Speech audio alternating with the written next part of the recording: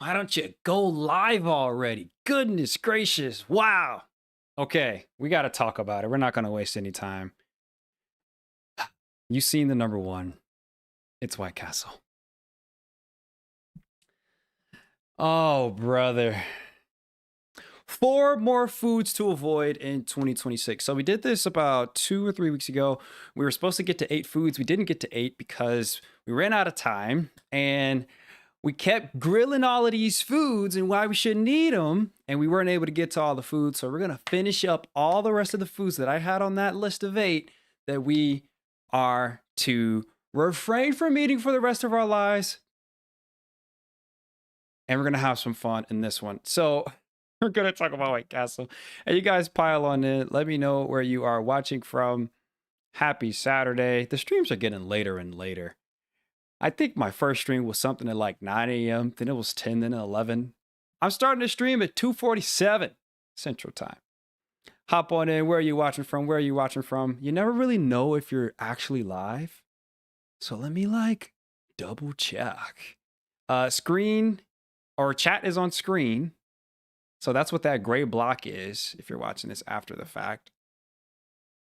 Jerry's the first to chat. What's up? Or is it Gary? I'm pretty sure it's Jerry. Sacramento. Super cool. You're watching from all the way over there. Oh, it's on chat. Cool. Or chat's on screen. Anyways, so I just went to my nephew's and my niece's house. My mom is in town. As you guys know, I live in Chicago, and my nieces and nephews, they live in the south suburbs of Chicagoland. And so I go to visit my sister. So I have 6 nieces and nephews, guys.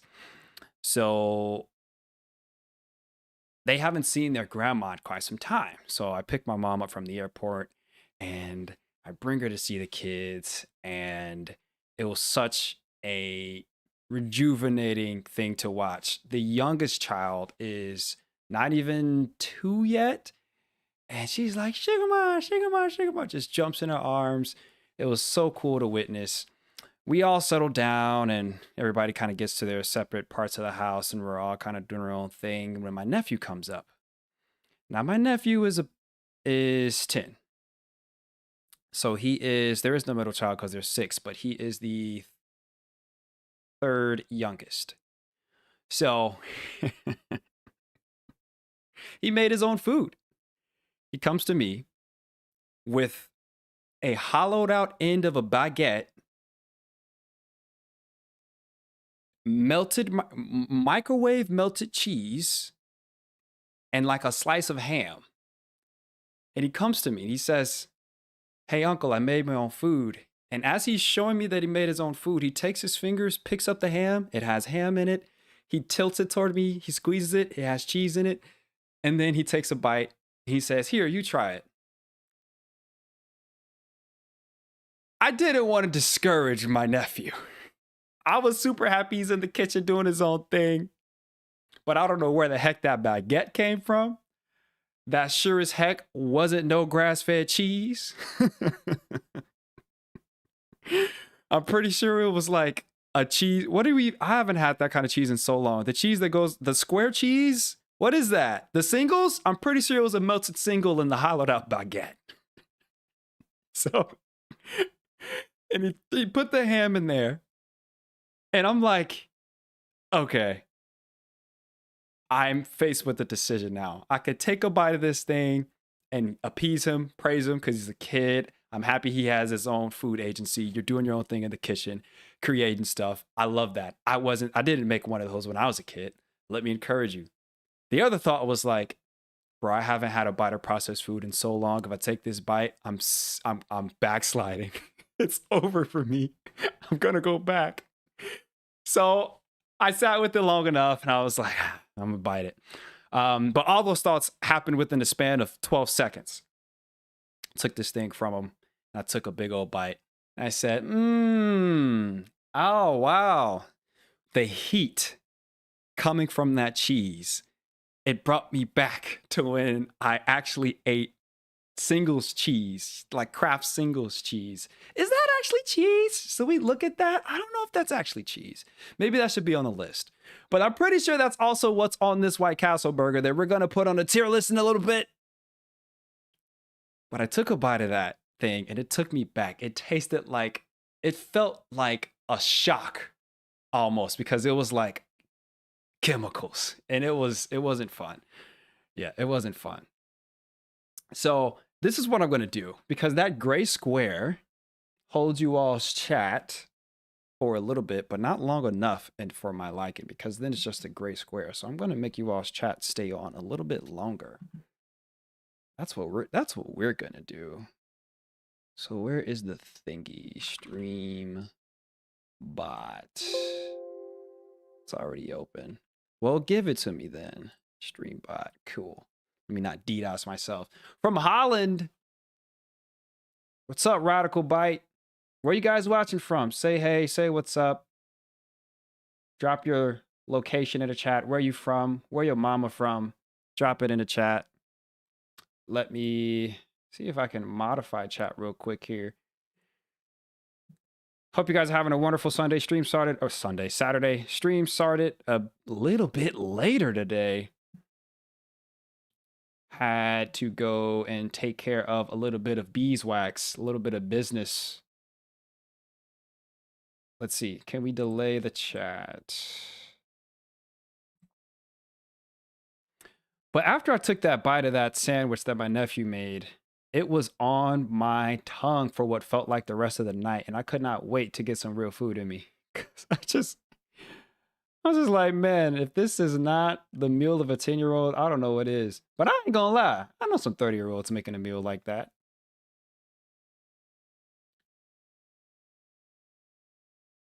Yeah. Goo cheese, Dennis. Not fun. I don't recommend. But hey, do you at the same time. Okay, message timeout. The duration is seconds to wait before fading out a message. 15 seconds. Let's boost that to 60 seconds. Wow, you guys' chat is going to be on the screen for a long time. Y'all better behave. I haven't seen Pam chat yet, so we may be in trouble today. I might be the only mod. Okay, cool. I like that.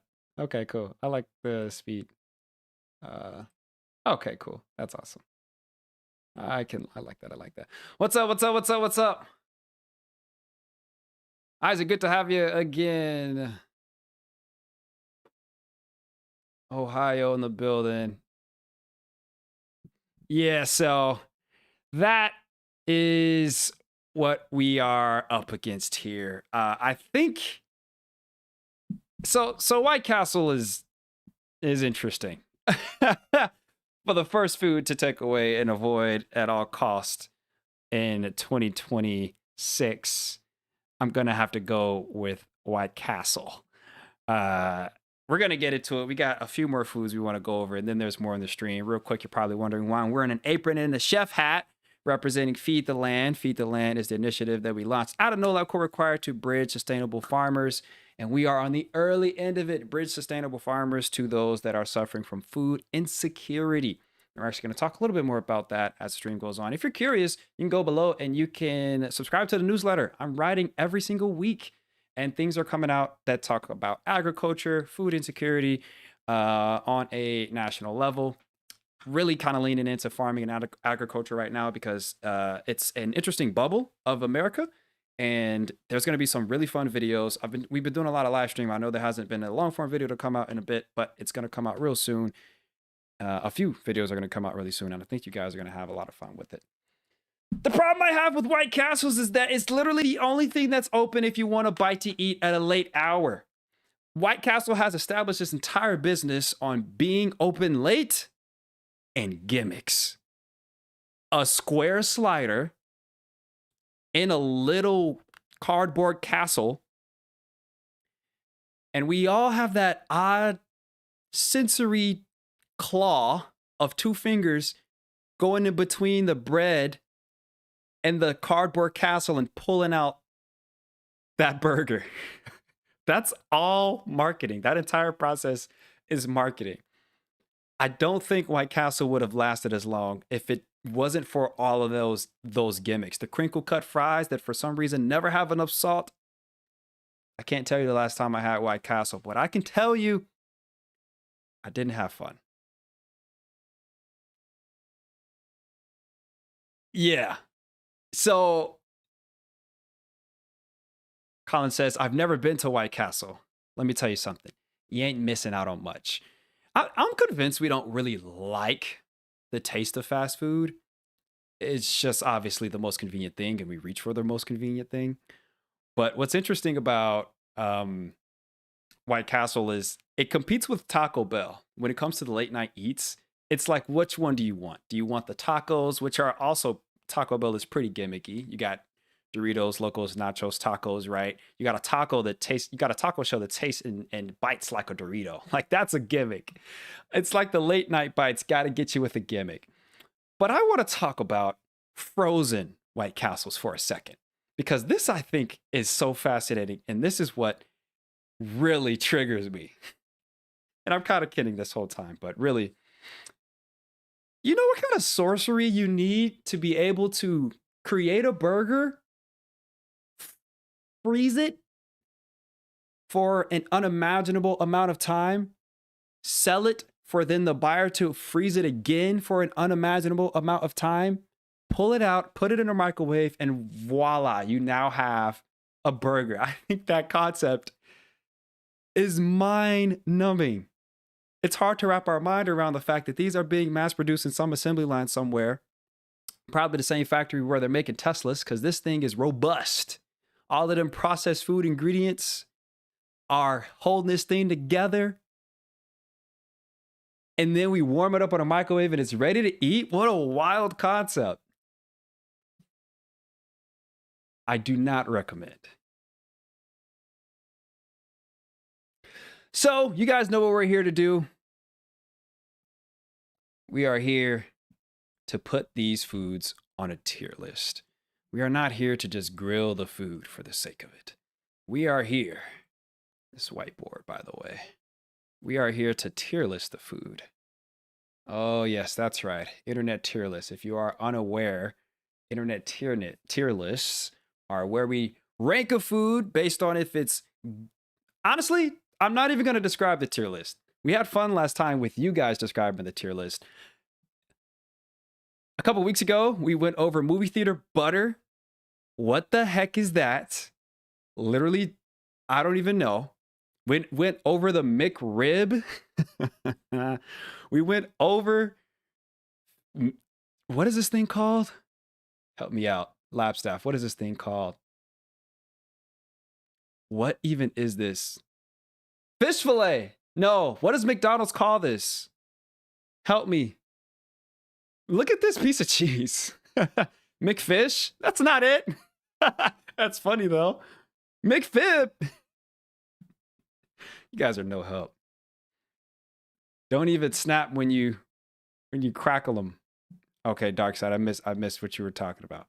Saddest cheese ever. Look at it. It literally looks like it's making the sound womp womp womp.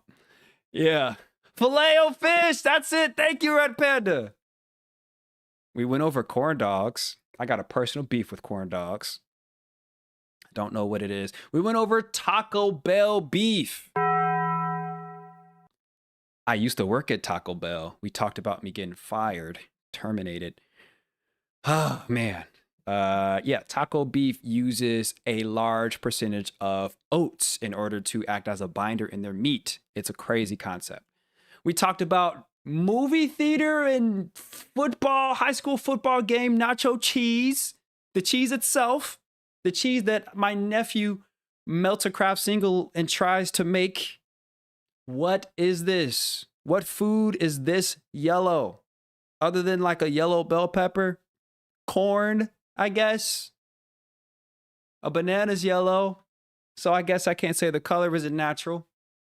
But we looked at the ingredients of nacho cheese and we were astonished.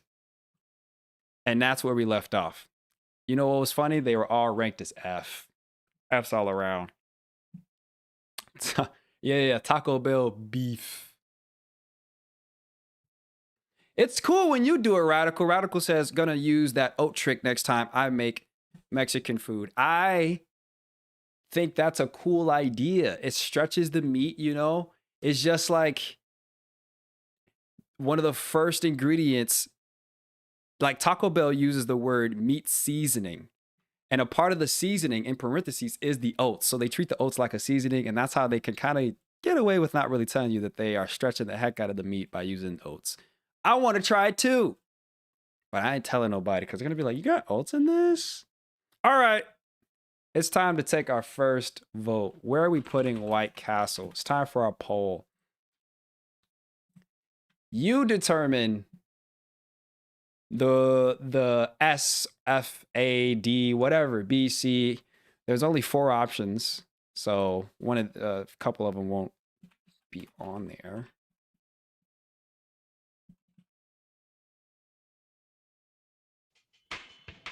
Got to get the music going. And you guys got to vote in chat what tier White Castle falls on.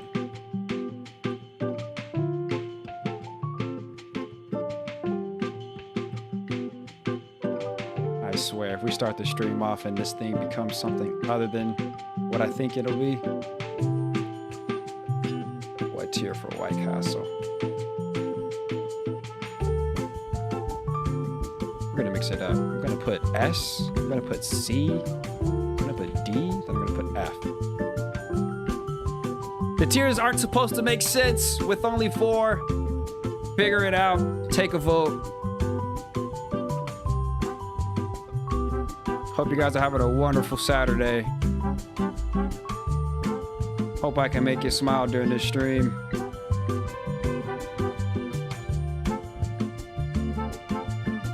I always create the poll in the wrong spot. 2 seconds.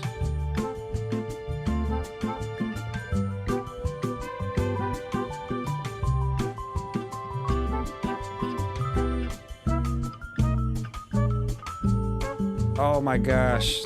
This song gets progressively better. I can't take it. Answer the poll!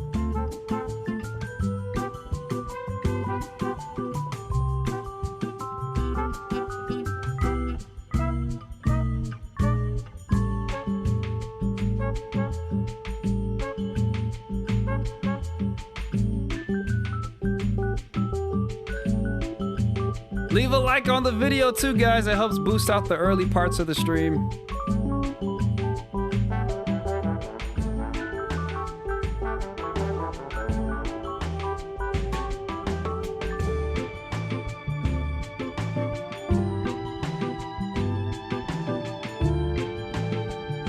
Oh, brother. This ain't looking how I thought it would. Is White Castle gonna do the unthinkable? The comeback of all time? Where are you ranking White Castle?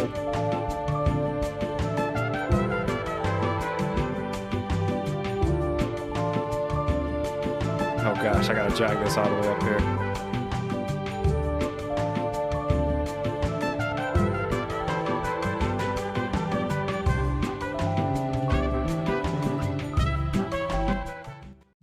That's enough of that. What do we think? What do we think? Vote in the chat. Vote in the chat. What tier?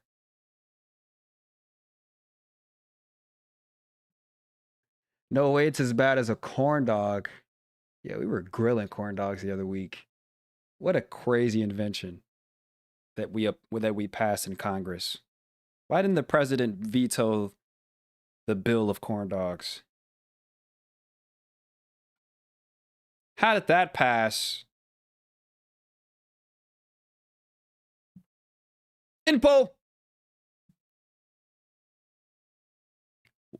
Whoa, that was scary close. What are you guys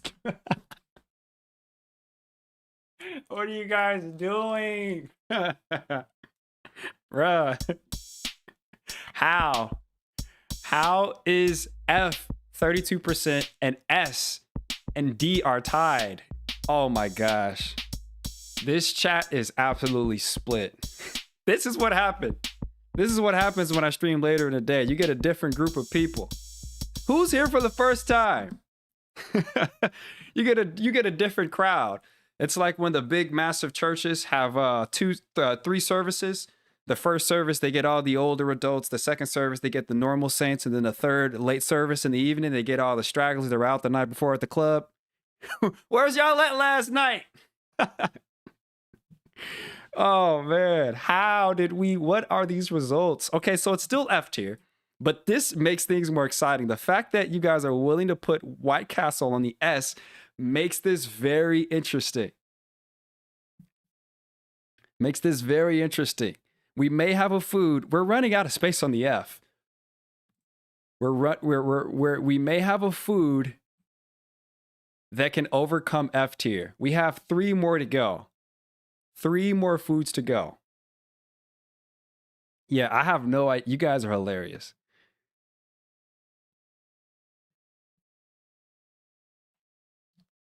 Let's keep going. Okay. No. Avoid at all costs. Gummy stuff.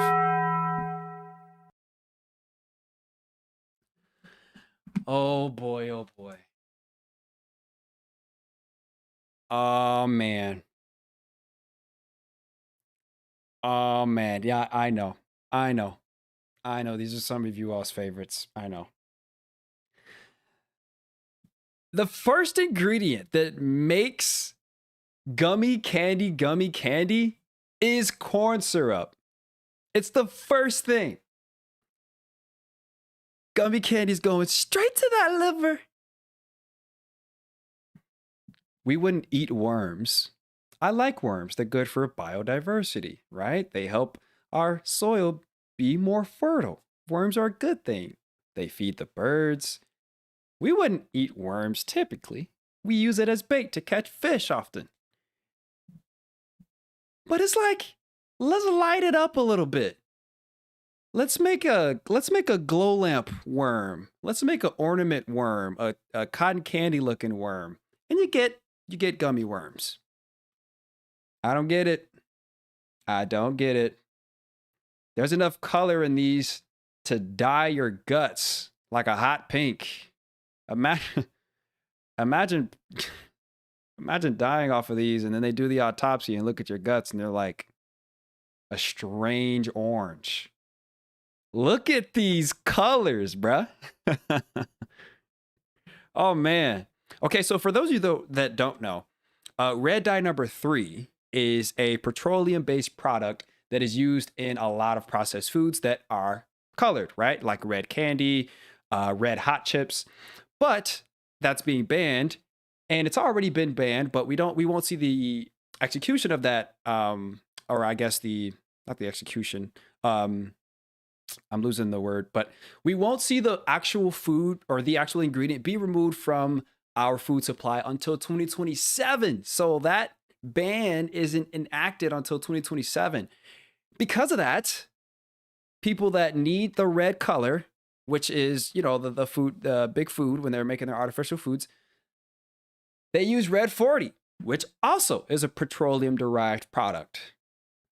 It's the food system is based on a GRAS system, generally recognized as safe. But what's interesting is that there's a lot of self-determination in GRAS. I wish I could pull you up the figures real quick, but I didn't prepare for the stream. Didn't know I'd talk about that. But yeah, Google on your own time sometime, GRAS, generally recognized as safe. There's a huge loophole that the food industry could basically use to include whatever they want to tastify, smellify, or touchify a food and however they'd like it in order to hijack your senses.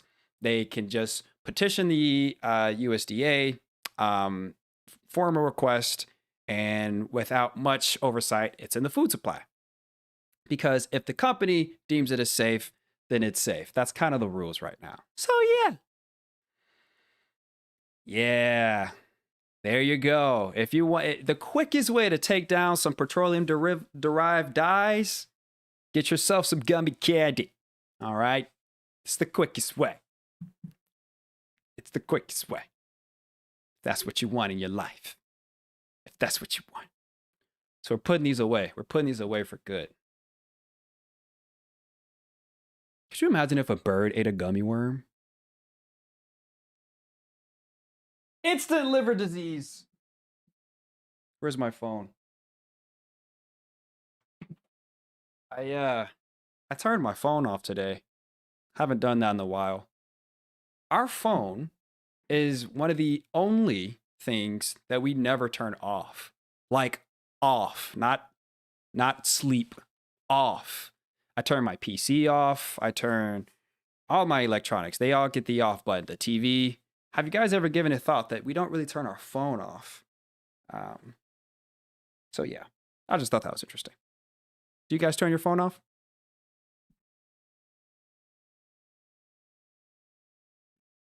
This apron is slouching. I'm trying to keep it up.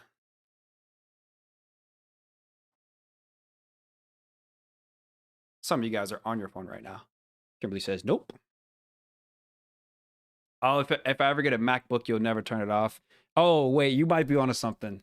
I don't think my laptop actually gets turned off. All right, I have no beef with Haribo, I promise. Haribo. Hey. Somebody owe Winnie the Pooh some money. He open source now? This like a real, if it wasn't for this bow, I don't know. You really towing the line here, bucko. You really towing the line here. Okay, these are the popular ones in my hood. These are the ones that get the traction. These get around. And lifesavers. Oh, man.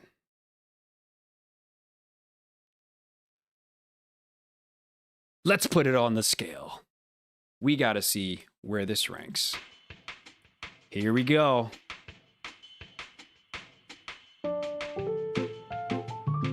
Start a poll. Am I doing it in the right window this time?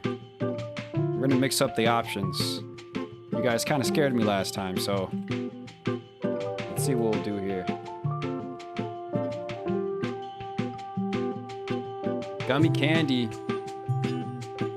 The quickest delivery of processed food's favorite ingredient. Die.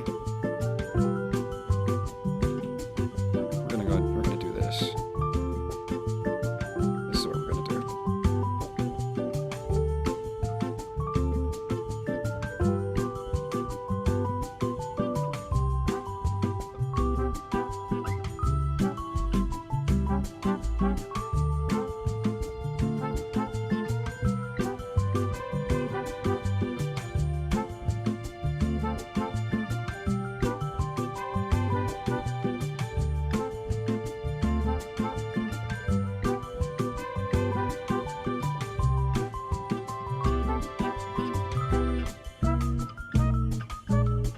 Oh no. Streams up or polls up. Go vote. Go vote.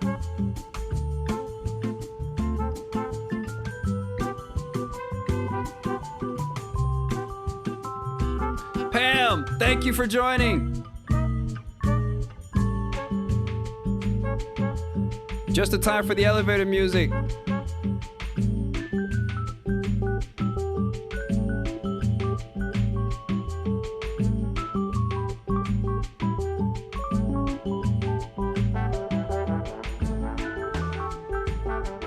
We're voting on gummy candy.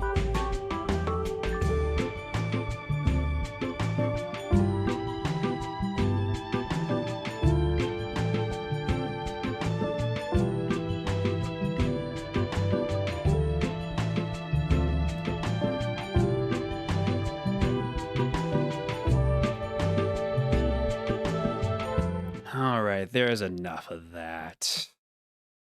What do we got? What do we got? Oh, this looks like a runaway. Are we ending poll? Give it a couple more seconds here. Couple more seconds. Then I'll end it.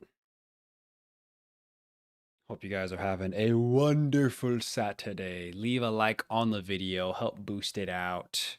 Cannot wait to get you guys the content that we're putting out this summer, this fall, this winter. Feel like content has been clicking for me a little bit more, and me and the team are ready to do some amazing stuff. Gonna expose some big food things. Big food things! Okay. We're looking like we're putting our thinking caps on a little bit more. All right. The gummy candy ranked F as the top vote. That means gummy candy. Oh, I think you guys got a little sneak peek to the next one. Gummy candy is gonna go on the F tier. Oh man. I like it. I like it when you guys can kind of decide what the tiers mean. It makes me happy.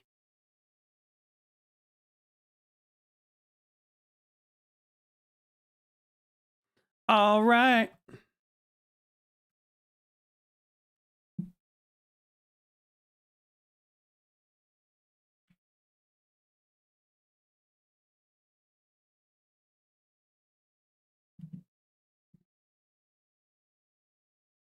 You see it. Oh, man. This stuff? This stuff? I don't know why this sits on the shelf in our grocery store. This should sit in the shelf of our local corner drugstore. This stuff is just, this stuff is this should be a pharmaceutical. This is pharmaceutical grade stuff right here. This right here? It's syrup. It ain't maple syrup. If they put maple somewhere on it, they're in the wrong. All right. All right. Now, kudos to Pearl Milling. All right. If you guys don't know, same bottle, same rename. But this used to be formerly Aunt Jemima. Right. Aunt Jemima, they had in, what do you call it? Blackface as a common trope of black people. And the image originated from then, and it carried on under our nose, and we were pouring this syrup and using it this whole time until somebody within the last couple of years or so was like, hey, wait a minute. This thing is a little racist. If you guys can recall the image. Here, let's see. You guys remember Aunt Jemima. Old image. Now, the story of Aunt Jemima is quite an interesting one, too. You should read up on it sometime. But yeah, look at that. Hell yeah. Oh. And I think Uncle Ben's got it remade, too. And brand overhaul amid concerns. Yeah. Fascinating stuff. Fascinating stuff. So, yep. I had no clue either. You just kind of took it as a logo, right? It's like, oh, okay, it's Aunt Jemima, you know, our favorite syrup. But if you look at the lips, right, this was very common for blackface or really just the trope of imitating black people, usually painting them as lazy. Sometimes these characters were played by both white and black people, but they would kind of like paint their lips red, kind of like dance around and act sometimes really goofy, intentionally like silly. Trying to see if they got like a classic one here. I don't see it. But yeah, the big red lips, you can usually tell the origin of something when it comes to like the historical picture of black folk in America. In the entertainment space specifically is when a lot of these things took place. History fact on no lab coat required. Take that, put that in your back pocket, and take it back and tell your grandkids. Take that, put it in your back pocket. Did we end the poll? Oh yeah, we did.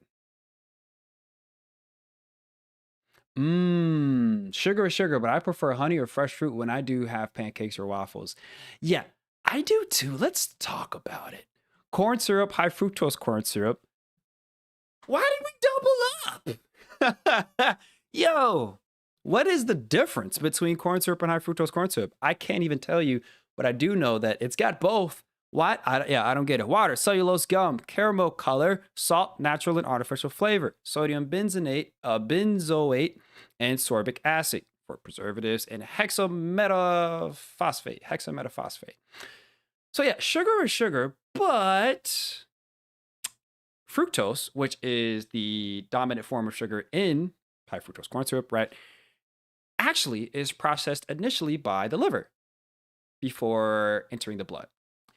So the liver is actually taking up the bulk in the initial shock and impact that is coming from high fructose corn syrup. That's why oftentimes we can have a fatty liver because of the sheer amount of sugar that it has to process if we're eating a lot of foods along these lines. Now high fructose corn syrup is used pretty commonly, sure, but I don't know if people are getting fatty liver on high fructose corn syrup alone. You generally approach that condition from just high sugar intake in general, but I don't think this is helping out your case, as the liver is what's processing that fructose. So it's a very interesting thing. But what's fascinating about really any syrup from the grocery store, right, that isn't maple syrup, is that you are kind of you're intentionally kind of pouring this high fructose corn syrup, which is kind of this heralded ingredient, heralded in a negative way, I should say, notorious processed food ingredient. It's so notorious that it's often shunned. And when you are buying bread, for example, or some other kind of snack food, they may even have on a label, this is made without high fructose corn syrup.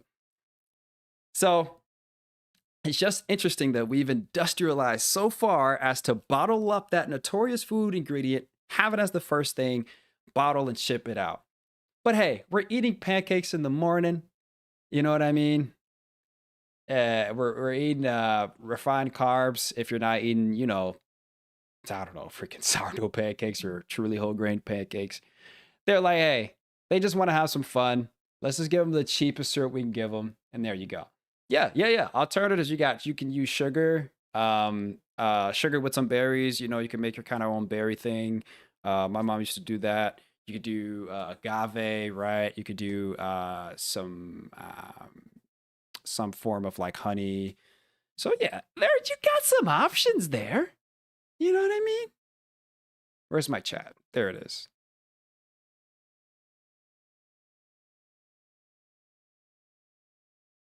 Yeah, it's interesting, Kimberly. Apple butter? Ruth, I got my notepad right here. Continue, please. Apple butter? I'm taking notes. How do I do it? I want it. That sounds fire. I love butter. Big butter guy. Y'all big butter people? I'm a big butter person. I'm ready when you are, Ruth. I'm taking that recipe down. We don't gatekeep around here. All right. Let's do it. We got to figure out where this goes.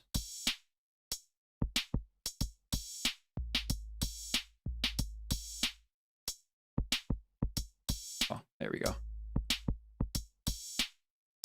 Why is it acting like that? Why is it always saying that I'm presenting? I know I am. That'll just be there. We'll just keep it there. All right. Let's put this in the chat and see what we're looking like. It's poll time.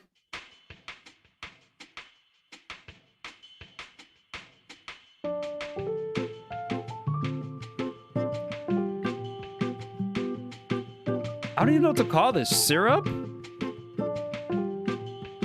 Not maple syrup.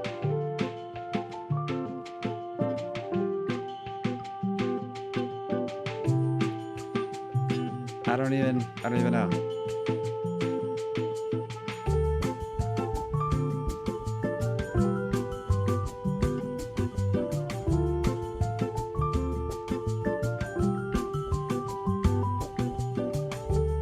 Imitation maple syrup?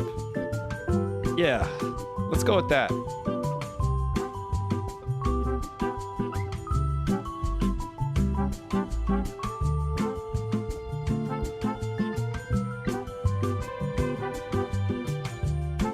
Gonna mix it up here. We're gonna add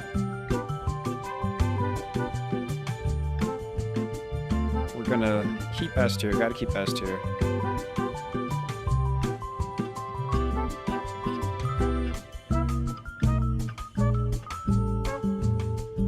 Poll is live. Vote in the chat.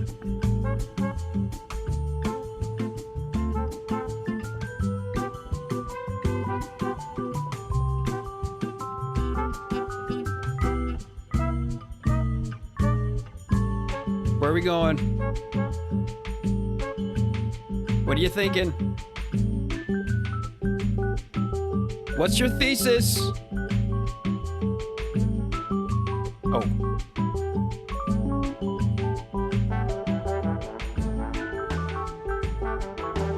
I'm glad you do, I already.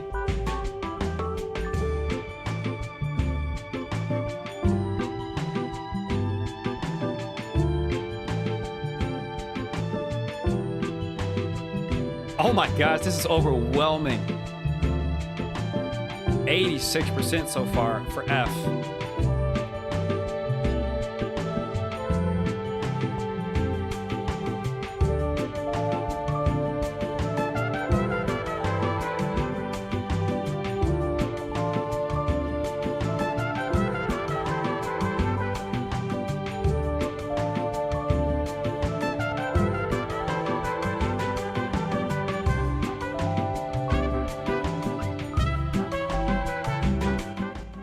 Enough of that. We'll give it a few more seconds. And I'd like to know what you all think of the tier for imitation syrup. I mean, we've all had it, you know? You just don't know. Like, you don't know until you know in America. In America, you're born into processed foods. It's just kind of, I'm speaking generally here, but just the average American, we're kind of just born into the world of processed foods.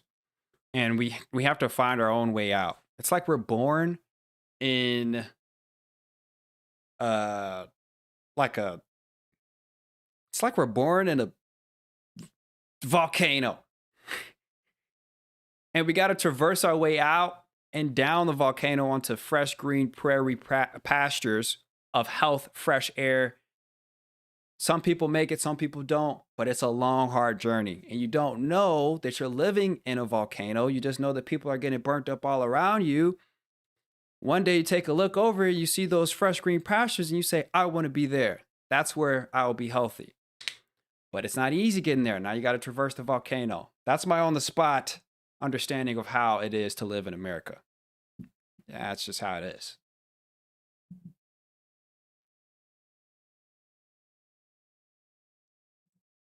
Info. Whoa. Okay. So this, if my memory serves me correctly, is the first time that no other option got even double digits percentage of votes. F overwhelmingly for F tier. It's so F tier. We're gonna dump it out and make it upside down because we can. Wow. All right, y'all scaring me on the first one.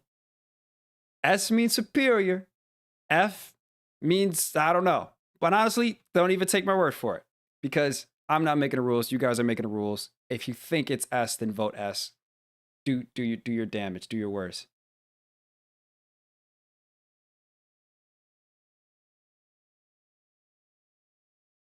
Nurios, what's up? No. Oh, man. I remember the first time I had real maple syrup. Mind blown. Mr. Moto so says. Okay. I honestly can't even remember what's next.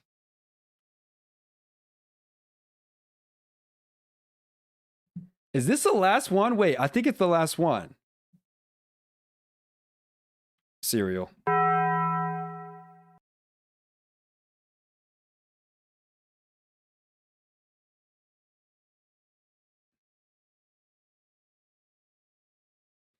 I'm so sorry. I know. I know a lot of us haven't given up cereal yet. The reason why I chose to show Cookie Crisp, which is this cereal, the reason why I chose to choose why I chose this one is because this is as far as big food is willing to go to insult you. Oh, you don't care what you eat in the morning? Oh, you eat refined and processed carbs in the morning? Okay, how about we give you and your children a bowl of cookies? You know what the irony is? Cookie Crisp is like no one's favorite. But that's just why I chose this image. Cereal, in general, the concept is absurd. We wake up in the morning, we make our way to the kitchen, and we got avocado in there, we got eggs, we got bacon, we got some real whole foods. But what's the quickest? Let's take this milk.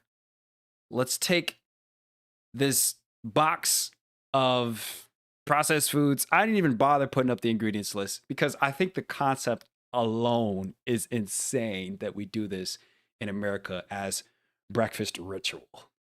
It's so interesting. Has anyone ever tried? Okay, wait. Let me rewind. Let me back up.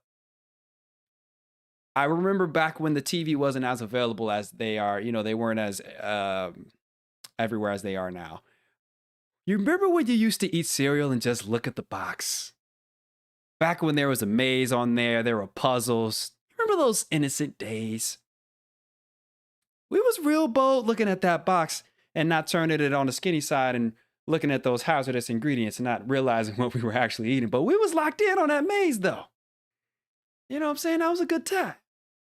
Solving the crossword puzzles. Come on. What are we talking about? It was innocent. It wasn't terrible. Oh, but they were. I think cereal is the next competitor to enriched flour for what makes America the fattest. What I think is that cereal has trained the American gut at a young age and has made our fight against processed food, and when we do finally become like a health conscious age and we try to fight and we try to, I think this does a lot of irreversible, I shouldn't say irreversible, but a lot of damage that we didn't have to account for when we actually do try to get healthy. I think cereal is that bad. I think it's that bad. It's a bowl of sugar. It doesn't really matter the cereal. If it's non-perishable and if it's on the shelf, it's a bowl of sugar. And these aren't, I'm not saying anything you guys haven't heard before.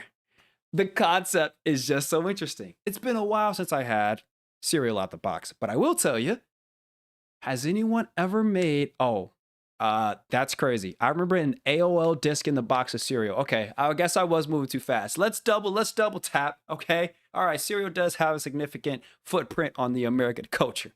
Let's not sit here and act like cereal hasn't shaped some of our imaginations and our wonders. The fact that I can get cereal and I can reach in and extract a toy that is of random given the theme of what's going on in culture. Like if a new Teenage Mutant Ninja Turtles movie came out, they're going to make some small action figures for it. They're going to put it in there. You can get Hot Wheels from them. Guys, I don't know if that's still a thing. I'm not going to sit here and act like that wasn't a good time, but in 2026, do kids still pull toys out of cereal boxes? Is that a thing? If so, forget everything I said. Let the kids have fun. But if not, I think it's about time we put these away. Are kids still getting toys? We don't make CDs no more. I know we're not pulling mixtapes out of the boxes anymore. We ain't pulling out no Blu-ray discs. It's like we've kept cereal in our lives as a ritual for so long. Maybe it's time to retire them. I don't know. That's the other thing, Isaac. I don't think that's a thing anymore. Too expensive. Yeah, that's the cereal itself is too expensive. It's a fast food. Let's not sit here and act like you can't. I don't know if there's anything you can make faster than a bowl of cereal in the kitchen, right? Outside of just grabbing like a handful of grapes out of your fridge, I think You can make a bowl of cereal in under 60 seconds. It's an impressive food. It's an impressive product, right? And I think that Saturday morning vibe with the cartoons and the cereal, I can't take that out of people's, brain. That nostalgia that comes with it. I get it. I understand. Cereal's kind of a big deal. But I do think it has significantly trained a high percentage of the American population's metabolism to fail them at a later age. I think it's a huge on ramp into childhood obesity, and I think it's done a number on us in the name of fun and culture. It's came in the fun, the front facing fun of cereal is all fun and games, but coming in through the back door are all the metabolic diseases that are unfortunately putting our ignorant kids at risk at an early age. Kids don't know anything about cereal, fatten them up. They just know they got cookies in a bowl. So yeah, the concept is just very absurd. And also at the same time, I get it. Like I was raised on cereal too. Like Honey Nut Cheerios. I was a Honey Nut Cheerios guy. All right. Now Honey Nut Cheerios were kind of for the bougie kids. All right. I didn't know I was like bougie. I don't typically consider myself high maintenance. But let's just say I thought I was a little step above because I had the Honey Nut Cheerios. That's all I'm saying. I would go in and, I'd eat the Cheerios. Honey Nut Cheerios is what you eat with your pinky up. All right. You're not doing any better with those cereals that try to pretend like they're doing something better for you. Wheaties, Honey Bunches of Oats. Don't get me started on Honey Bunches of Oats. They're the same as Frosted Flakes. What else do we have? The bland Cheerios that we feed our kids for some odd reason because they're bland and they're associated with like innocence. Don't give your kids Cheerios. We have, what else is there? Special K, all right. Life cereal, Ruth?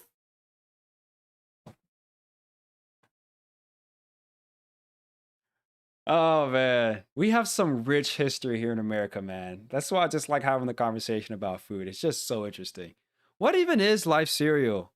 I remember that, but I've never fixed myself a bowl of Life cereal ever. Cornflakes? Dark Side, you ate Kicks? Dark Side, like voluntarily? Question mark? Kicks were always the last cereal to be eaten in my school. You guys know we'd reach for, I went to public school, all right? Let's get that on record right now. But in the morning you'd get those small little boxes of cereal. A lot of them were often off brand. Some days you get the on brand ones, but they had like Golden Grams, which were like cinnamon toast crunch, but not really. But it didn't even have like cinnamon. I don't even know what they really were. You'd have that, and then you'd have some other ones, but it was always Kicks that was the last to go. Nobody wanted the Kicks. It wasn't a good time.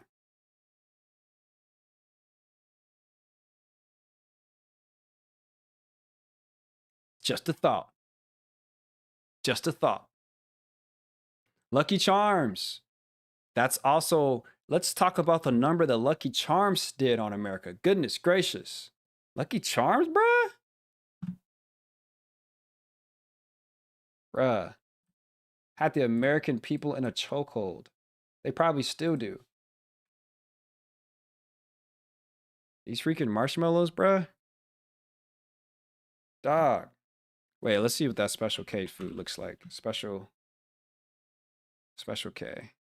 Honey Bunches of Oats. What's my take on oats? Here, I'll share in a bit. Special K. No, Life cereal. Life cereal. No, Life cereal. Oh my god. Memories coming back. I have fixed myself a bowl of Life cereal before. This is objectively the worst cereal on the planet. Objectively. What is this? Like, what is the shape? What is this? Oh, what an insult to my character. What an insult to my life. To call this life.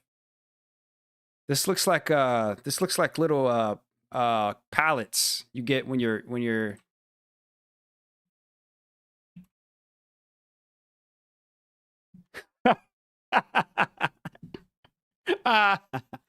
What the heck is life cereal? Okay, we're off on a tangent right now. This is bad. But what is this?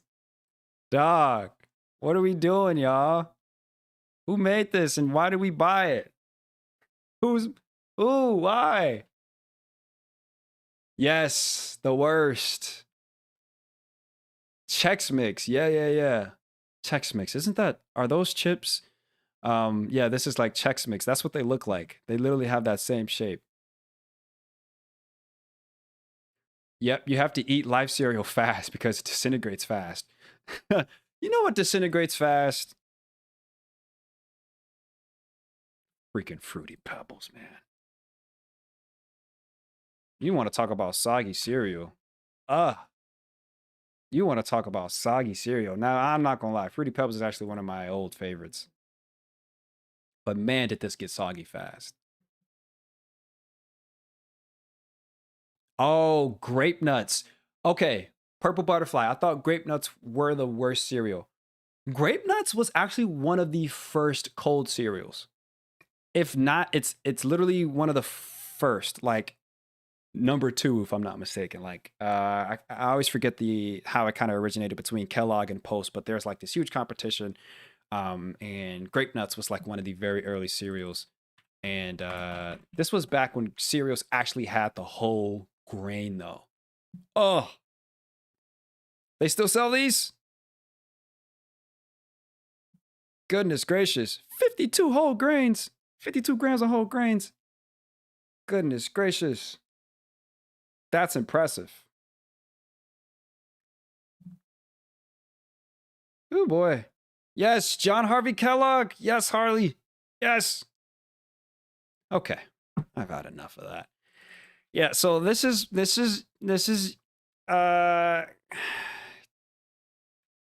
ooh, Apple Jacks, bro. Okay, this is what I wanted to talk about. What was the last price you guys remember cereal being? Now, if you still buy cereal, no judgment. I'm just saying your timer's ticking. You got about half a year left. You got to put it away by 2027. But what price do you guys remember cereal being? I haven't bought cereal in a bit, but it's about $5. That's about $5 now. Is that expensive or is that not? Maybe that's actually comparable. Maybe that's not bad. Is $5 expensive? This is crazy. $7.29 for a box of cereal, large size. I don't know. This is expensive. Yeah. I know the price went up. I do know that. Yeah. So there's this common argument that healthy food is expensive. And don't get me wrong, a lot, especially when you go on the protein, right? When you go to meat's the most expensive food group relative, right? So relative to other food groups. When you go into the realm of meat, it's like, okay, if I get the pasture raised, the grass fed, okay, the price starts to hike up a little bit. But I think processed foods has something to say about being expensive as well. That's all I'm saying. Kellogg's is about $6 to $7 there. I got to be out of my mind to willingly buy cereal that's $7. I have to be completely uninformed on any other type of like option, which was what I was going to ask. Do you guys make your own cereal? Someone asked earlier, what's my thoughts on oats? Fire. I love oats. It was only a short time ago that I learned that stone milled oats, rolled oats, stone milled. Am I saying that right? Stone cut. What do they call it, guys? Stone oats. What is it? Stone oats. Old stone? Stone ground. Stone milled? I'm pretty sure it's stone milled. Steel cut. Yes, thank you, Centone. Yeah. So yeah. You guys were quick on that. You guys eat your steel cut oats. I get it. All right, fine. So yeah. So man, first off, cereal is not just like America made cereal into this, but this is not cereal, right? Cereal, well, this is a form of it. It's cold cereal, but cereal is really just any kind of grain in a bowl with milk, generally speaking, when it was kind of invented, which honestly, it was invented fairly recently. Like cereal isn't really old as a concept, but oatmeal is technically a cereal as well. It's a hot cereal, right? So when it comes to making your own cereal, yeah, I'm a big fan of porridge. I'm a big fan of oats. And I think if you like where you get it from, right, you can get them and you can um, get them, shoot, like organic, right? That's even better. Like if you actually trust that they are like pesticide free and stuff. And yeah, I like oats. I make my own granola bars and I make my own kind of porridge with oats. So I'm a big fan. There's so many things you can do with oats. Um, but the idea is that like when you take up your own agency over food and you kind of create your own oats, or your own cereal or your own kind of meal with the ingredients that you have, I mean, you're already doing way better than going out to eat a bowl of cold cereal from the shelf of the grocery store. Just because that autonomy alone lends itself to healthy. It lends itself to healthy. It's only the moment we step out of our home to then leave the preparation of our food up to the industry that we start to observe an association of at risk conditions, right? So honestly, I'm a huge fan. If you start from scratch all the time to make your food, even if it's technically unhealthy, like if I make a granola bar, like the granola bars I make, they're sweet. All right. They got some sugar. But I make it with omega 3s too. So I pack them in with a whole bunch of, what do you call Ghostbusters? I pack it in with a whole bunch of flax, chia. I'm a big fan of chia. I bake them up. I'm kind of feeling froggy right now. Let me see if I can pull up an image of my old granola bars, and then I'll get back on track. What are you guys rushing me for? What? I'll focus after. Let me go down the rabbit hole. What do you want from me? Google Images, Google Photos. Yeah. I'll focus after. We'll focus after. Give me a bit. Give me a sec here. Give me a sec. Yeah. What do you want? What do you want? Yeah, we'll talk about it. Yeah. Okay, let me see what I got here. Okay, I'm logged in. I want to show you guys something. Just in case you're feeling a little froggy.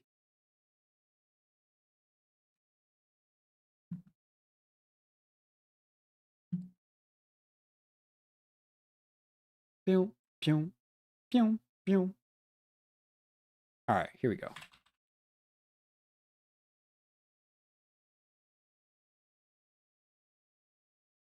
Okay, I guess I was a little proud. I made my own granola bars, all right? I was a little proud, all right? So this looks like one of my first attempts. Um, Everything sourced right out of the kitchen. I cut these into little squares. And honestly, you can make them taste like cookies. You can make them taste more bland. It's really however sweet you want them to be. But I pack it with all the kind of like white crumbs you see. Those are like crunched chias or crushed chia seeds. Put some little chocolate on top. It's a good time. It's a good time.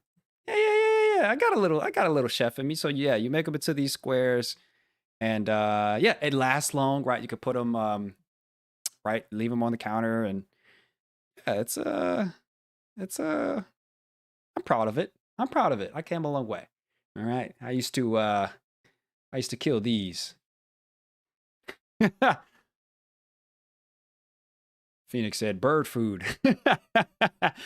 I used to kill these. Oh man, I came a long way. Oh, I used to kill these. Okay, so I went to public school like I established earlier, and in elementary school, Sitco was right across the street from my elementary school.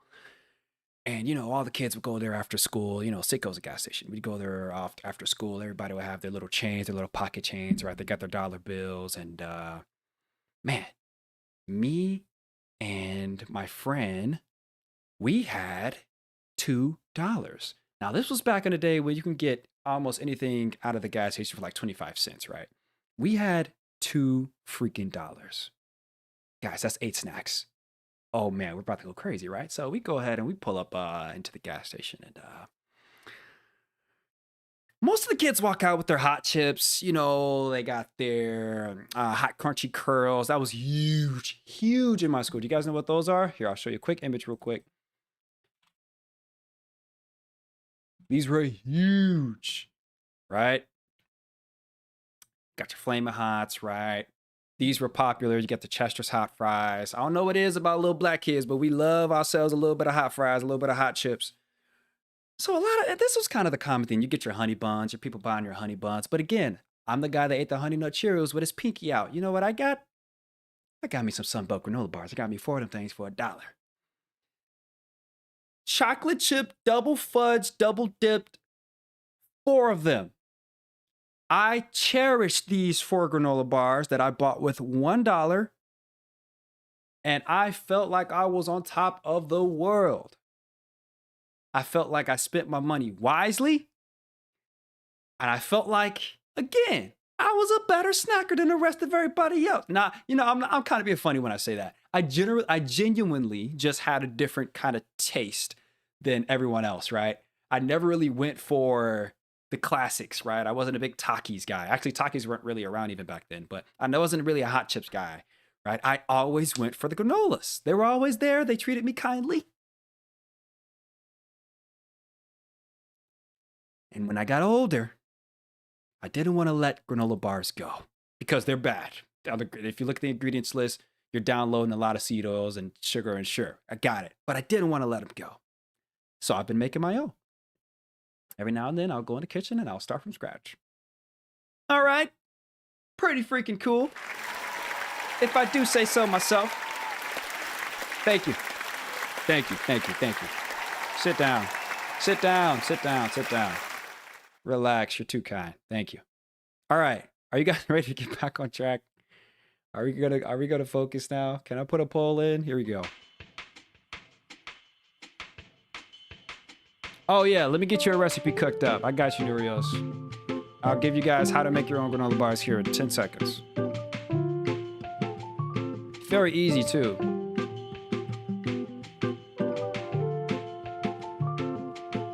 It's time to vote. Cereal. I'm worried about this one. I think I left this as last on purpose because I have no idea where you guys are gonna go with this.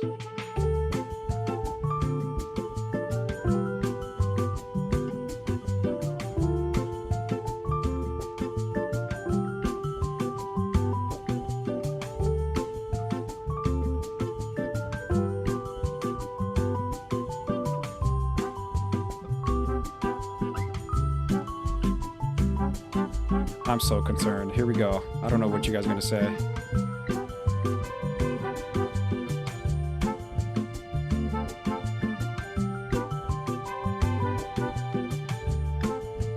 Polls in chat. Polls in chat. Go vote. Go vote. Go vote.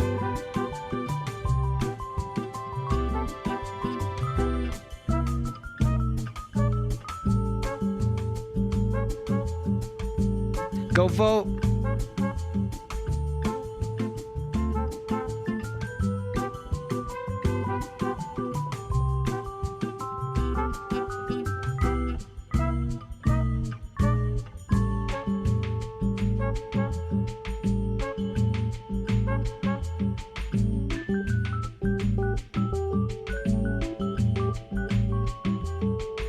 Baked chickpeas are primo.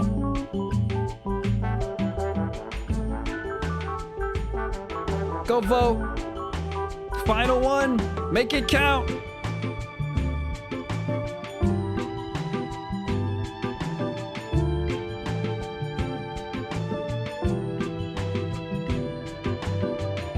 Make it count.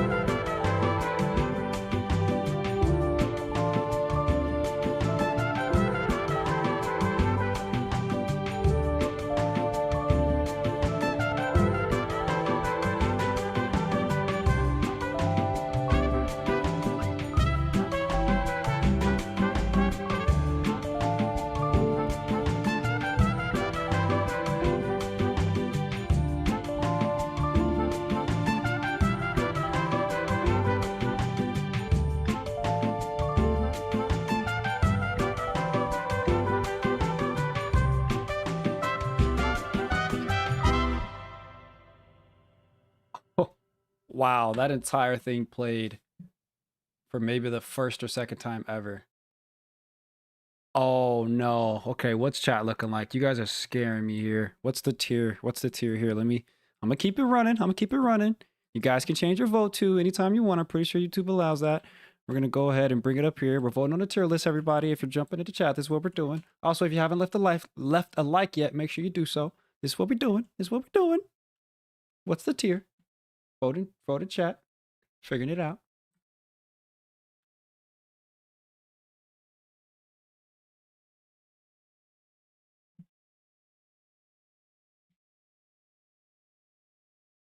Figure it out.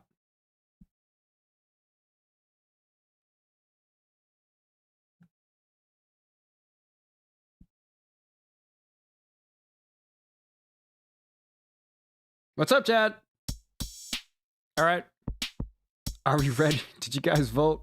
We're voting to see which is what tier does cereal belong on. But here's the catch.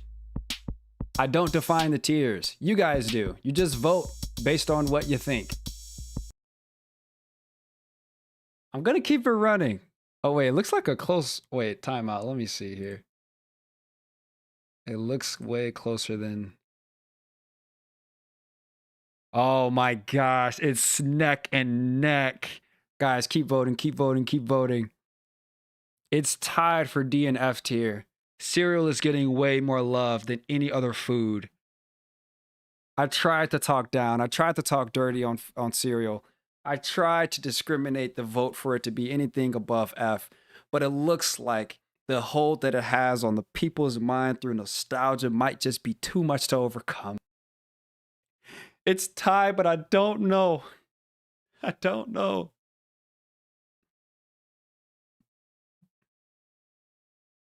I don't know. Hey, chat, I didn't turn on White Castle. They voted that, all right? They voted that. All right? I also voted. It's specifically the frozen White Castle, all right? Rewind the stream. I had some words to say about it. Those freaking toys in the box. Are those all the votes? Guys, votes.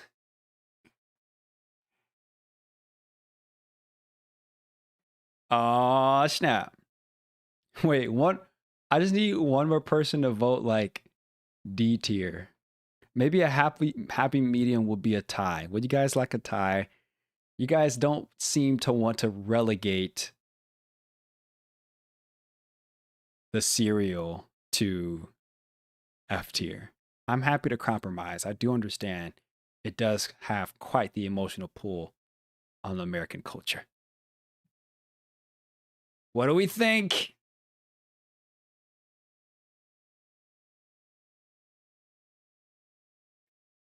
What do we think? All right.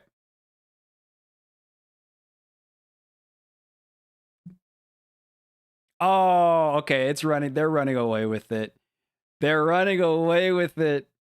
We're ending poll. 3, 2, 1. End poll.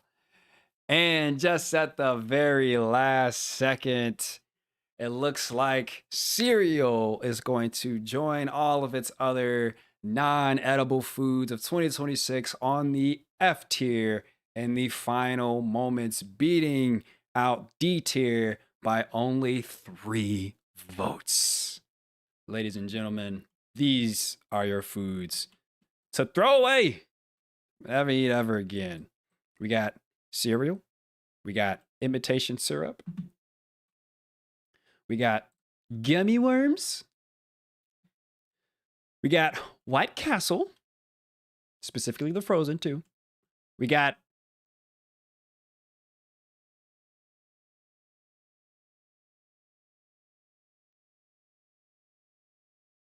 Taco Bell meat, corn dogs.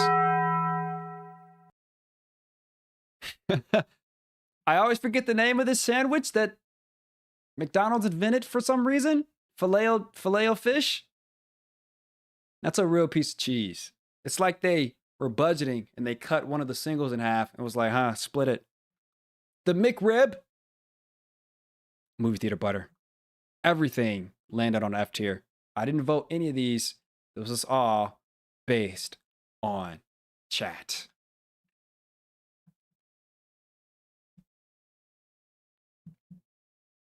Oh, my bad. That ain't cheese. Ha! Love it.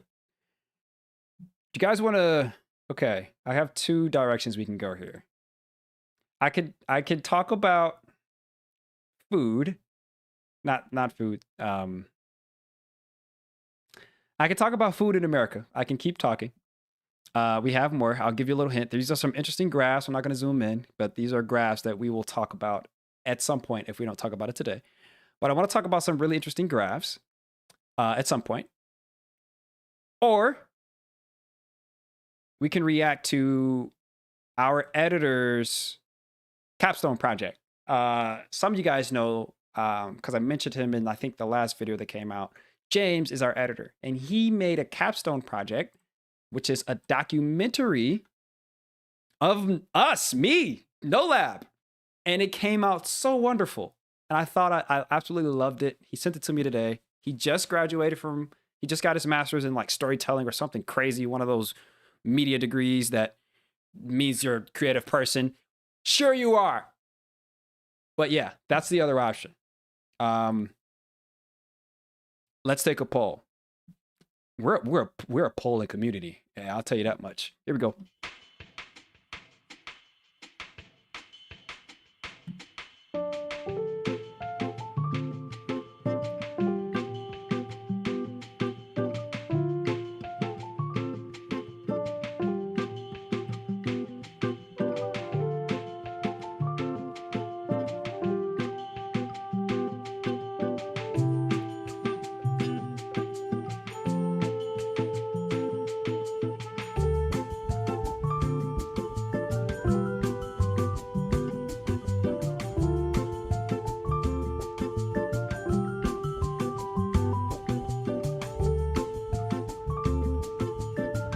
Thank you guys so much. I'll have to tell James. Thank you guys so much. I'll have to tell James that you guys congratulated him as well. Yeah, we're super happy for him. I'm elated. Okay. Don't tell him, but I was waiting on him to graduate so that he can have more time to edit videos. Hey, I'm just saying. I know the hustle. Back when I was in school, I would wake up and I would edit videos at 4:30 in the morning on Saturday. That was when No Lab was just given birth. All right. I was still in labor for No Lab. I was bringing it out of my pregnant belly and birthing No Lab. Sorry about that. Let's keep going. Okay, looks like a lot for a No Lab Coat required documentary. Keep voting.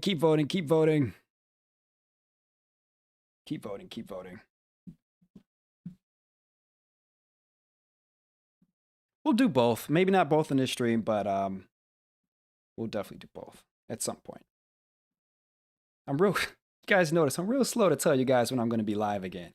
Because life is crazy. You just never really know. Okay. I didn't forget about tell you guys the granola bar recipe. It looks like documentary wins. So let's do granola bar recipe real quick. And really, this is how you make a granola bar. Here, I'll show you. This is how you make a granola bar. This is a post-it note. I'm just going to tell you the simple rule to make a granola bar. Heat the liquid, bake the solid. So you take the liquid, and that can be whatever you want as your kind of base. Maple syrup is how you make a bomb granola bar. You need a lot of maple syrup. Maple syrup acts as a binder as well. So the more maple syrup you have, the gooier the granola bar will be. If you don't really like a gooey granola bar, you can make it more like the Nature Valley crunchy vibe if you use less maple syrup, or you can go without it completely. I haven't gone without it completely because I just haven't tried that yet. So that's kind of the idea behind that. So your liquid is your maple syrup. It's your honey. I tried agave, but agave seems to burn up. Do you guys find that in your experience that agave kind of burns up when you heat it? I will probably not do agave, but I love agave in terms of its sweetener, its taste. It's just delicious. Peanut butter, all right, optional if you're a peanut butter person. I'm a huge peanut butter person. Upright, you can heat that as well. So you kind of stir it. You just put it in a little pot. You heat that up, and you literally heat that up until it just mixes well, right? And then you bake the solid. You take the oats. You take whatever solid you're gonna put in it, right? This goes for your berries. This goes for your, well, probably not your berries. You can put that in last. I'll show that step after. But you bake your solid. So you got your oats, you got your chia seeds, your ground flax seeds to make specifically like to blast it with omega 3s. That's kind of how I like to do it. Honestly, whatever solids you want. You bake them for about 12 to 15 minutes. You take them out. Now they're nice and crisp. You take your hot liquid stuff and you pour it over your solid stuff on in a baking sheet, and you mix it all around. Make sure that your solid stuff is coated with your liquid, and then you can top it with whatever you want that you think doesn't need to bake too long, like chocolate chips, or like blueberries, or like little strawberry pieces, uh, little apple pieces. I did it with apples before. That was kind of cool. And you bake them for, I think, 15 to 20 minutes at about 350, probably on a shorter side, go like 15 and keep checking it after 15 minutes. And just like that, in 30 to 45 minutes, you just made your own granola bars. And they are delicious.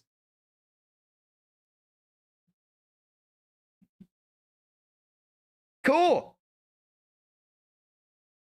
I guess this chef hat stands for more than just feed the land today. I'm sharing recipes on stream. Who would have thought? All right, let's get into this documentary. Looks like you guys are interested. Oh, yeah.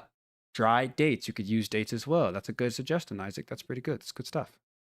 Let's talk documentary. So James is our editor. And yeah, this is only 13 minutes. James is our editor. And he does a wonderful job. We love him. He kills it. That's basically it. So he made a capstone. In order to graduate, he had to make a capstone project about a business owner. So I talk a little bit about the business here. It's just kind of a cool insight you guys never got for No Lab. And yeah, let's react to it. It's a fun time. Let's go ahead and tap in. I'll shrink myself.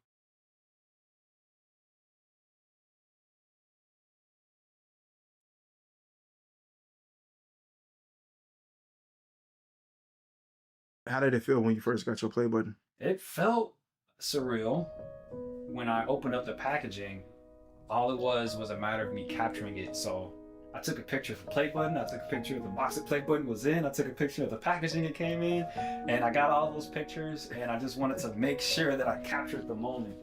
Because it's a milestone. And sometimes when you're trying to build something like this, you don't take a break and appreciate it. But this was something where YouTube forced me to stop and just look at where you are, you know? So it's interesting because my journey as an adult actually started at the age of 18. Like, I don't know who I actually am. I actually started off in college, freshman year. Communication was my major. It was cool, but it didn't necessarily fulfill me. I remember being in the computer lab room and I was kind of just getting hip to the world of nutrition, and I was watching two nutrition health coaches host a seminar about this institution that you could join to basically become an online health coach. And my eyes lit up. At that moment, it was like, this is what I want to do. So I did a lot of reading and I gravitated toward health books, strictly just out of the passion of my heart. I want to share this online. I've learned so much of these misconceptions and these things. Other people need to know about this as well.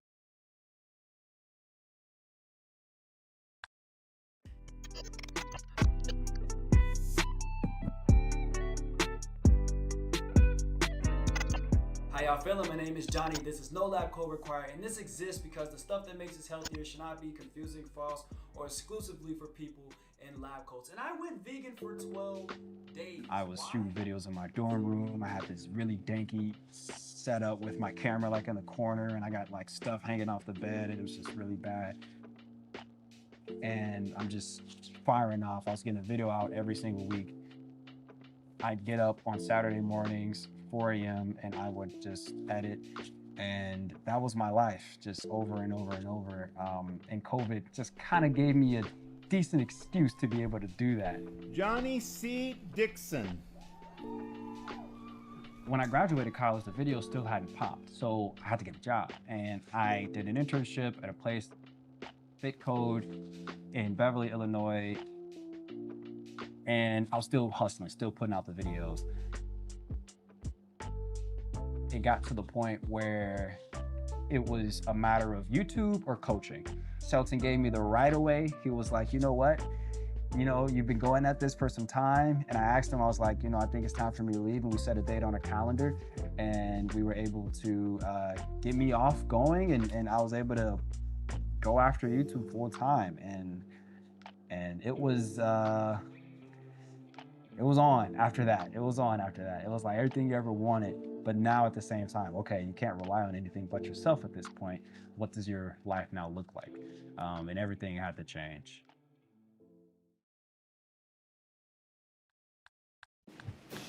Where did low fat come from? Saturated fats promotes production of cholesterol in quantities too large for the body to excrete. Cholesterol is responsible for... So the butter video was just a video about the misconceptions of butter and the history of it.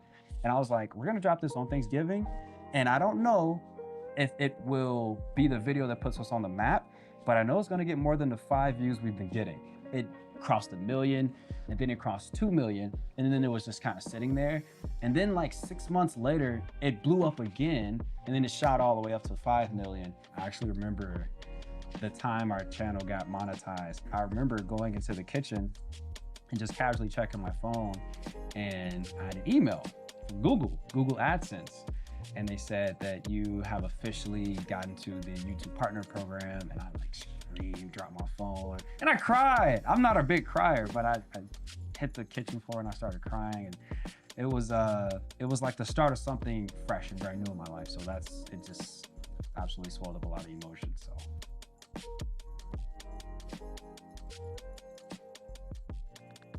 All right, super happy you're able to check out the training. Really only want to communicate 2 things before we get into it. We're going to talk a bit much about what the editing expectations are. We're going to talk about audience experience and all these things. It's going to feel like, goodness gracious, this is a lot. The channel started to do well, and it was time to bring a team on. You transition from, okay, I'm a soloist. I mean, from research to writing to recording to editing, everything is me. I do it all.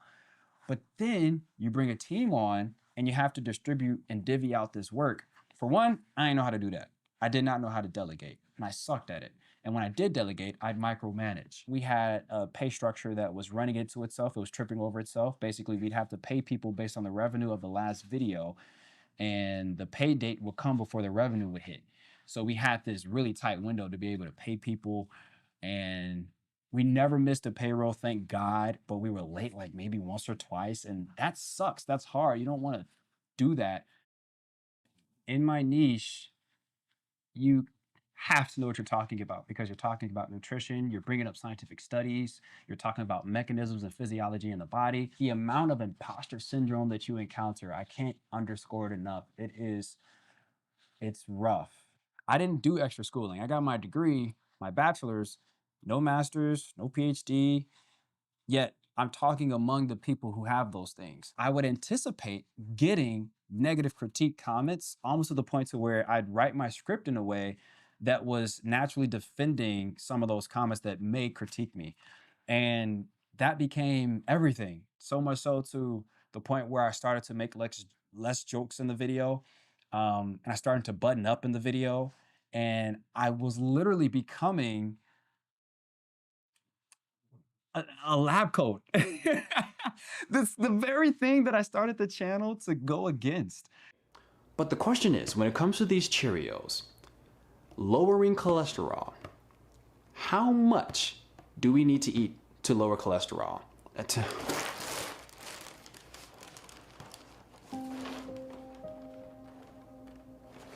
I squeezed the box because I'm squeezed. The videos weren't doing as well. And what ended up happening is I had this moment in my room, and It was the first time I thought of quitting. I had never been a quitter in anything I've ever set my mind to do. It was the first time I thought, okay, I get it now. When people are entrepreneurs and they're in the big leagues, they're able to do this, but I'm not the person that's supposed to do this. I didn't know where the money was going to keep coming from. I didn't know how this was going to work, and it was time to hang it up. That's when I knew that, okay, I'm at a very low, because I've never known myself to want to quit. I am trying to become a better leader. I have a story developer and a researcher on the team. His name is Michael, and he's great, and I want to relinquish some of my script writing to him. I've been a soloist for so long, so I'm finding it so hard to relinquish some of the creative control, and I've just been hitting my head on it because there's just so many other things. Working out of that was a process, and it was not easy. The difficulty of being a leader is something that I'm still learning and going through. That I don't know if that ever ends. I realize I don't got to be Mr. Beast to fit in this YouTube game. I can do this. People are looking out for my voice, right? That inspired a new sense of confidence in me when I realized that people are actually checking for what does Johnny have to say about this, and it helped me understand we could talk about this, but just in our way, and people will still watch. I'm just, I'm very thankful for the traction that we've got, but it all has to do with making things that people actually want to see.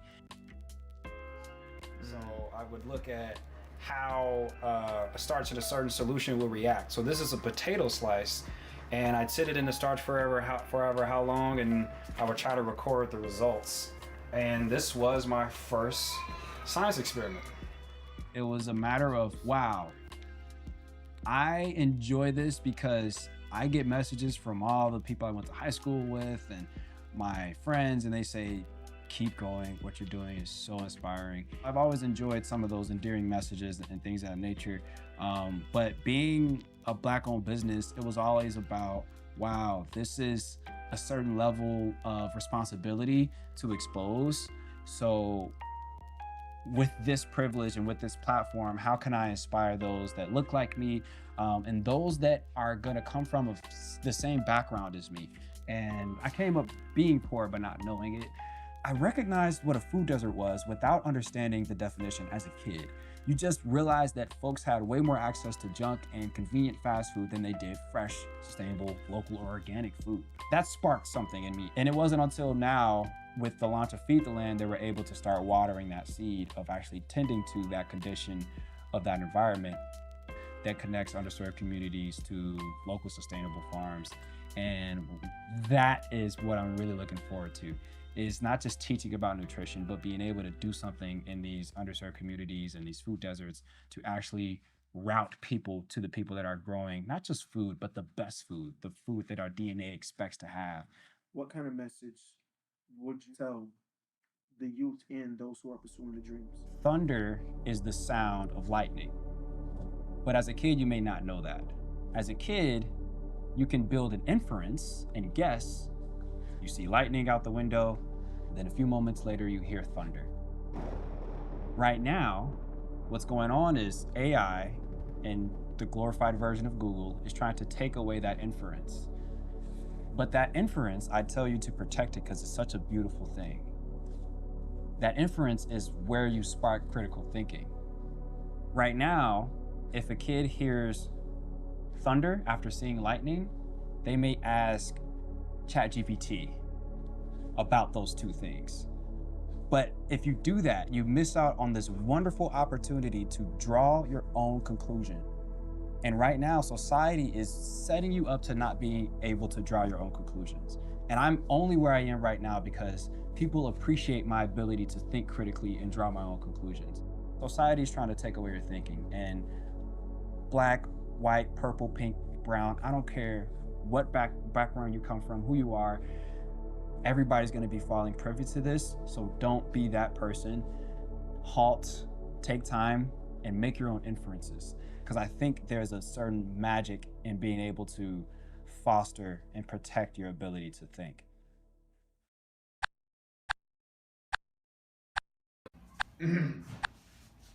Yo. Hold up. Oh God. First video ever. I got the same reaction. Mm. Oh, wow. Let's look at this first meme I used. Okay. That's enough. Yeah. If you had a time Cringe. machine, and you're able to go back to that moment at this point in time, what would you tell a younger Johnny? Oh, what would I tell that guy?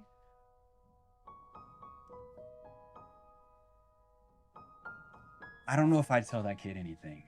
I think he was right where he needed to be, and I think that's the best way I can approach that question. Yeah. And that's what this is all about. I just want to have a place where I can talk about stuff that I learned because I'm kind of bored. Alright, that's all I want to say. I'm gonna get up out y'all way now. Stick around, man. I got more to come. Low key, jokes aside, I'm mad excited. Mad excited. What am I, from New York? I'm very excited to do what I'm doing right now. And show me some love or show me some hate. Show it to your mama. Show it. Show it.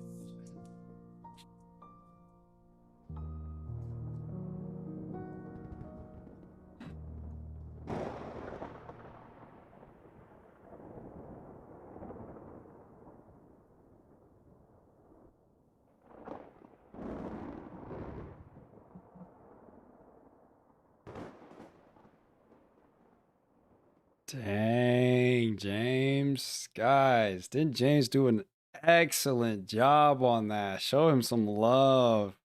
Get the chat movement. Get some hearts in there. Oh, man. Didn't he kill that? Wow. Wow. What do you guys think? Pretty good, right? I didn't make that. James, our editor, made that. So that's really freaking cool. As you guys can see, I consume a lot of NBA content. That's freaking cool, man. What's up, Houston? Thank you. Thank you. I got to show you guys this kudos with James.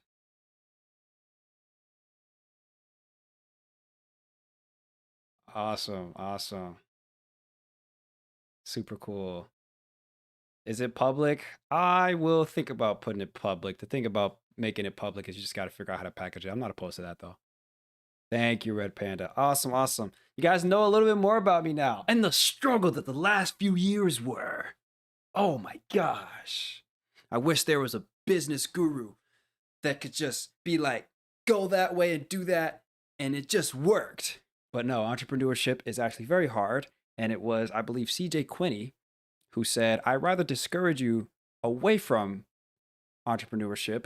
And if you still want to do it after I share all the pitfalls and hardships with you, then you might just have what it takes. And I like that idea because a lot of time entrepreneurs and business savvy people want to encourage you to be an entrepreneur. Like, who are you to work a 9 to 5 for the man? I think that thinking is played out. A 9 to 5 is literally optimal for a lot of people. There's no reason to shun it. But I really like the idea of saying the reality of it is it ain't glitz and glam, and I'd rather discourage you away from it than you kind of hop into it haphazardly. So yeah. Yeah, Thenar. Yeah. It's a roller coaster. I mean, you guys commented on the imposter syndrome I used to have to deal with. I've gotten over that. That was a rough time. There's obviously cash flow, right? Cash flow is tough. It's just a tough one. Cash flow is just hard. No one tells you that like bills need to be paid every month. They tell you that, but it's like, it's hard. It's hard. AdSense fluctuates throughout the year and you want to get help so you can move faster, but you bring people on, you don't actually know how to move faster. But yeah, I've been in the furnace for those years that I kind of talked about in that one. Yep. But yeah, that kind of gives you guys a little bit more insight on the No Lab Code Required story. What I want to do really quickly is kind of just run you guys through what here, let me do this. Can I technically go without the color for a sec? Yeah, that looks fine. That looks clean. Wow, I look like a Twitch streamer. You guys familiar with Twitch? This looks super official. But yeah, this is the best egg that money can buy. This is the best egg money can buy. Unfortunately, you will never have one. Harsh reality, right? This egg is pasture raised. This egg is nutrient dense, organic, minimally traveled. It's local. It's all of the things. And it's delicious. Nice dark orange yolk. This is not a commodity food. This is a real egg. This is real food. But never in your lifetime will you have one. Ever. Why? Because you live in a food desert. You're surrounded by fast food joints and convenience stores selling nutritionally empty food and a lot of liquor. You can get eggs from some of those convenience stores, don't get me wrong. You can also, even worse, get some eggs from the gas station. But the problem with those eggs is that they're forcing the chickens, and they're crammed and caged, they're deprived of sunlight, and they're fed an improper diet of GMO corn and soy. They basically never touch grass, like in their entire lifetime. These chickens are given the most pharmaceuticals of any food in the US. That's the issue that we're up against here. This type of food, these eggs, that's what I described as industrial food. And no one deserves to eat industrial food for their entire life. That's why we launched Feed the Land. In part to solve the physical issue of food insecurity, because it is multifactorial. I'm not going to sit here and act like us just feeding a bunch of families chicken and eggs is going to solve food insecurity. That's why we're looking to really grow this thing out to where we can start to help in ways that are non-physical, like psychological, perceptive. Because what ends up happening with food insecurity is that it isn't only a food access problem, but it's what the lack of access does to someone's mental when all they get are negative signals from convenience stores in which they think is their allotment for life and food. That's what we want to fix. And that's a long-suffering problem. So we're on a mission to eliminate food insecurity. I don't believe food insecurity is fixed by just giving people any old eggs, because if we do that, we support the very system that keeps food desert residents trapped, thus perpetuating the system. Perpetuating that cycle. That's why I want to give out pasture-raised eggs, grass-fed eggs. That's why I want to not only source food, but source the best food and source it locally, because I want to support a system that I believe will be more sustainable down the line. What many don't know is that there is a band of farmers across the nation who are willing and eager to get their eggs in the hands of those who would otherwise never have them. Those are our local regenerative farmers. But there's a double-edged sword here. Big agriculture is trying to suffocate our pasture-raising farmers, our small local farmers, by misusing their terms. Pasture-raised, for example, is a commonly misused term by eggs in your grocery store. In the refrigerated aisles, most notably Vital Farms, who is a public traded company, their eggs go for $11 a pop. On the cheap end, probably 9 to 10.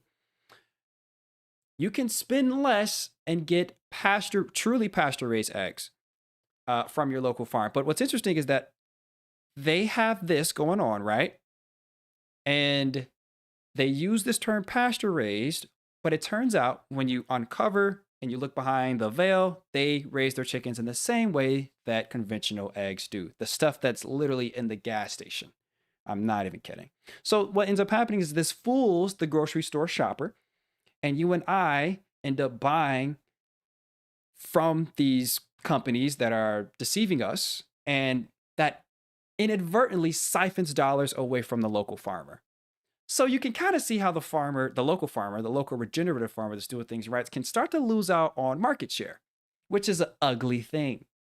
because it's a more sustainable model that is literally being pushed out to the edges of the market. So there's two things, those of you listening to my voice, I'd love for you to do. The first thing, go buy yourself some real eggs. They're even cheaper than the most expensive top shelf eggs at your grocery store, which is probably going to be Vital Farms eggs, which are straight BS, specifically Vital Farms. If you can't buy yourself some real eggs and you can't kind of back that economy up, then you are not alone, as the issue of access is ever present across America. And that's what we kind of want to start chipping away and exposing it. If you're able to go out to a local farmer right now, if you're listening to me, if you can go and connect with a local farmer and get yourself some truly grass-fed, pasture-raised eggs, you are privileged. And I'm not saying that in a negative connotation way, not the colloquial way. I'm saying privileged as in it is actually a privilege now in America to be able to attain these foods. With Feed the Land, we want to be able to help people that do not have that privilege. I'm in Chicago. I can Google CSA near me. I can go ahead and get myself some eggs, right? I can get myself some chicken. But that is a privilege. Everyone doesn't have that privilege. So the other thing you could do is you could donate to Feed the Land. $8 literally feeds a family pasture-raised eggs for a week, just $8. I did the math. And when we start rolling this out and we start serving more and more families, because we want to start to adopt more families, literally $8 could feed a family pasture-raised eggs. If you donate 80, you can feed 7 families for a month. No, 5 families. That's how that math works. If you donate 800, all right, I might just give a family a couple chickens. But no, seriously. That's if you have that privilege and you are okay with donating. If you want to just learn more, go down below and there's a link in the description. There's a donation link first off. Second off, there is a newsletter link. If you do want to kind of just keep up with the work we're doing with Feed the Land, then just subscribe to the newsletter. Writing every week. I'm talking about agriculture, and I'm also going to be showing some impact real soon about what we've been able to accomplish with all the people who have donated already. It's going to be pretty unique and pretty awesome. You guys will see that impact this year. And this is all early stuff. I'm rolling it out, but thank you guys for giving me that opportunity kind of to talk about it here. Johnny, did you guys get any coverage from the Tribune? No, Houston, we have not. But I know a farmer who has, and he's kind of put this stuff on my radar when it was growing into a issue. But I also just want to real quick, if you, thank you, Norios, you said you donated. I really appreciate that. I did just want to say your donation acts twice, as you're directly backing up the local regenerative farmer and then also encouraging more mouths to be filled with the food that they otherwise would go without, right? That's kind of the beauty of it. And that's the reason why I love this work, because it is complex, it's dynamic. We aren't solving things with just one simple donation or one simple physical means of giving. Like I said, it's kind of like a psychological problem. So we want to address food insecurity kind of head on, right? Okay. To do that, oh, I appreciate that, Houston. Hey, shoot us an email. Our email is pinned in. Our email is in the about section on the channel. Would appreciate a connect. Thank you so much. So yeah, that is our initiative. No LECO required goes nowhere. I love this work. It's been hard, as you guys can tell from the documentary, but streams give me life. These are always fun. You guys got to encourage me to keep streaming too, because you know what ends up happening? I'm kind of a preparation junkie. I don't like doing things off the cuff. So if I know I'm going to do a live stream and it's obviously live, then I feel like I need to prepare. Just kind of have things I want to talk about, but like even give you guys something to kind of chew on as we're here, right?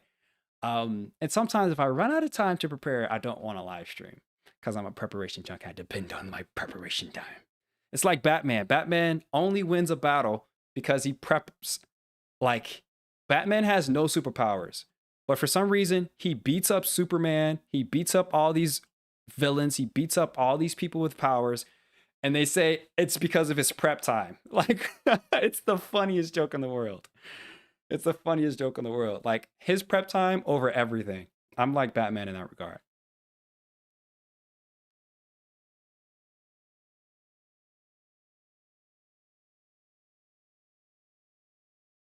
Yeah. Hobby farmers. Yeah, you're right on, Ruth. Yeah, that's also another thing too. Like people that, just doing eggs in their backyard. Like what I would love to do, this is kind of like my last point on Feed the Land. But what I would love to do is encourage us. I want to leave a system-sized footprint when it's all said and done. We want to be able to say that, hey, when Johnny Dixon is dead and gone, Feed the Land is still there, and it left a system-sized footprint that inspired and encouraged more agency of for people that are in the what in the world? Nancy, back up, back up. I ain't never seen that before. What's that? What? Thank you for your patronage. I appreciate that. Dang, you gonna make me build out membership tiers? Nancy donated 10 required gift 10 don't allow core required gift memberships. Thank you. Really cool. Appreciate that. I ain't never seen that before. That really just threw me for a loop. Thank you. But Nancy McMarnark, you the best. Keep being who you are. Hit it again. Thank you for your patronage. But yeah, I want to be able to leave a system-sized footprint, right? It's something where it's like we want to be able to encourage more food agency because I come from a place of low food security. All right, I didn't really have organic foods within reach. It's a crazy concept that organic is like a new term, but it's basically the way that we grew food hundreds and hundreds of years ago. And it's like, dang, you have to go out your way and pay a little bit more to have food grown normally now. I don't know. I ain't going forever about that. Let's get some purple hearts in the chat, guys. You guys have been phenomenal. Thank you so much for your time. I hope you guys have had a wonderful Saturday up to this point, that you have a wonderful rest of your weekend.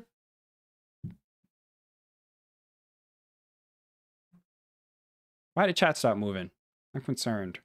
Okay, there it is. Okay. I got scared. I don't know what that was. I just got scared. Maybe you guys are listening. When chat slows down, I'm like, either they're listening or they all left. Guys, enjoy the rest of you all's day. Get some hearts in the chat. Show some love. Thank you once again, Nancy, for the 10. That was very nice of you. I don't even know what that equates to, but I know that it's really cool. You're going to make me have to build more content. Membership content. Enjoy. You guys are the best. Take care. Keep your wits about you.